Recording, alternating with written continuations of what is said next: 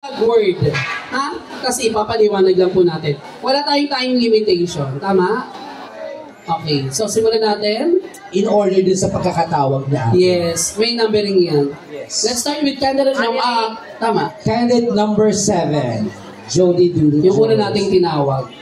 So, katahimikan lamang po ang aming inihingi sa pagkakataong ito para mas lalo po nating maunawaan yung sagot ng ating mga candidates. Again, this is 100% of the scoring.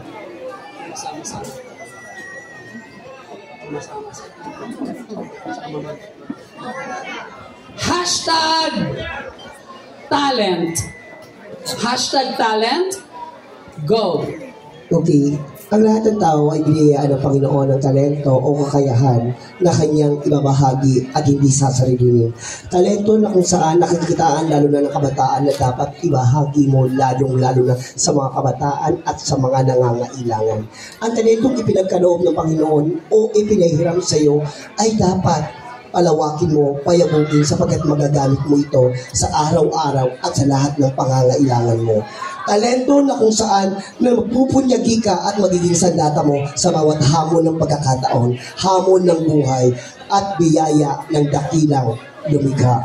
Ang talento po na meron tayo, pakaingatan natin sapagkat minsan lang tayo bibigyan ng Panginoon at pagkakataon na magkaroon ng isang maayos, magandang talento na lahat tayo ay nangangailangan nito. Sapagkat ako po bilang isang tao, naniniwala ako na ang talento na meron ako, nabigay ng Panginoon, higit sa lahat, nakikitaan ito ay gagamitin ko sa tama at hindi ako mag-aabuso ng kapwa. Hindi ako manlalait mga hamak at magmamataas sa iba. Sapagkat kung anumang meron ako, meron din po kayo. Na may mga bagay na wala ako na meron kayo at the same time, meron kayo na wala ako. Lagi po nating tatandaan na minsan humihinam lang tayo ng pagkakataon at biyaya sa Panginoon.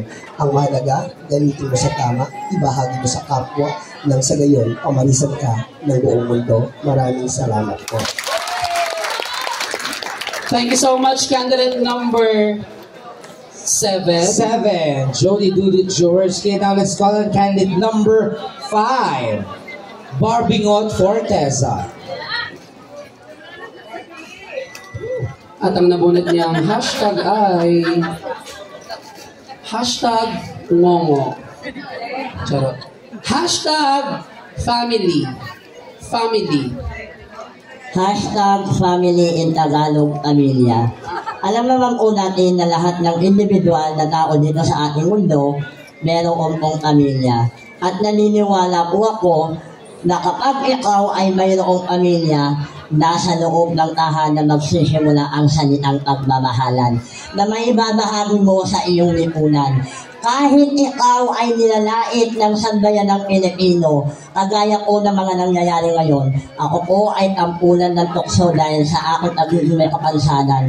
Ngunit naniniwala po ako, kahit ako po ay yurakan ng ibang tao, as long nandiyan po ang aking pamilya, handang gumabay at tumanggap sa aking pagkatao, wala mo sino sa inyo ang pwede bumaba ng aking pagkatao. Dahil naniniwala po ako, your family is always there to guide you. Even though that you are not capable or perfectly beautiful in the eyes of the other, then so be it. Dahil naniniwala po ako na ang una mong tatanggap po sa iyong pagkatao ay inyong pamilya. Dahil dito sa mundo, wala kang pakialam sa sasabihin ng iba. As long as you have your parents, your family, and your circle of friends, then you are worthy to call ourselves and our community. Maraming salamat po. Maraming salamat. Candidate number 8. Barbingot Number Forteza. 5. Next. Candidate number 9. Felicity Lopez. Tignan natin. Nawayan mo, utang ina mo, ikaw bukas. Hashtag sisterhood. Okay, pag sinabi natin sisterhood, ito yung hindi ka iiwanan o sinasabi nating kaibigan. Dahil may mga tao rito nakaharap sa'yo, makikitungo sa'yo naman, aakalain mong respetuhin ka, pero hindi pala. Pero masusukat mo isang tao pag sinabi natin sa sisterhood, hindi ka iiwan kahit anong mangyari sa'yo, nasa taas ka man o nasa baba ka man.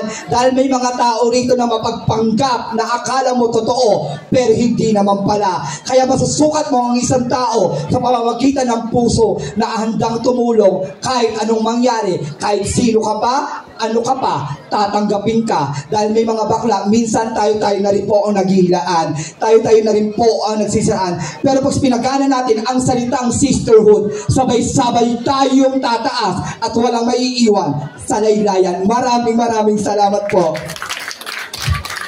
Thank you so much. Gigil na gigil, Felicity Lopez. And now let's call candidate number 4, Tony Fowler. Hashtag love. Hashtag love.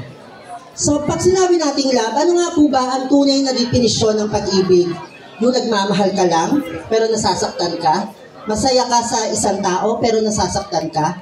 Para sa akin, ang tunay na kahulugan ng salitang pagmamahal, yun ay nagmamahal ka at minamahal ka rin ito pabalik. Dito sa mundo, ang tunay na pagmamahal, walang kapantay na material na bagay. Hindi nabibili ng pera, hindi naghihigitan ng anumang kagamitan. Dito sa mundo, ang pag-ibig ay inaalay ng libre sa isang taong gusto mong mahalin. Ang pag-ibig yan ay hindi nililimos, hindi hinihingi, kusay yung ipinagkakaloob sa isang tao. Tayo dito sa mundo, lagi natin tatandaan, lahat tayo ay nabuo at nalikha dahil sa pagmamahal ng puong lumikha. Naway irespeto po natin ang pagmamahal. Huwag po tayo magmahal ng isang tao para lamang gamitin siya, para makakuha ng mga material na bagay. Huwag tayong magmahal ng isang tao kung sasaktan din natin siya bandang huli. Magmahal tayo ng isang tao dahil mahal natin siya. Dahil dito sa mundo, ang pinakasagradong salita na may aalay natin sa isang tao ay ang pagmamahal na tunay. Maraming salamat po. Maraming salamat. Tony Fowler, candidate number 4. And finally, our last candidate number 8, Miss Herlene Budo.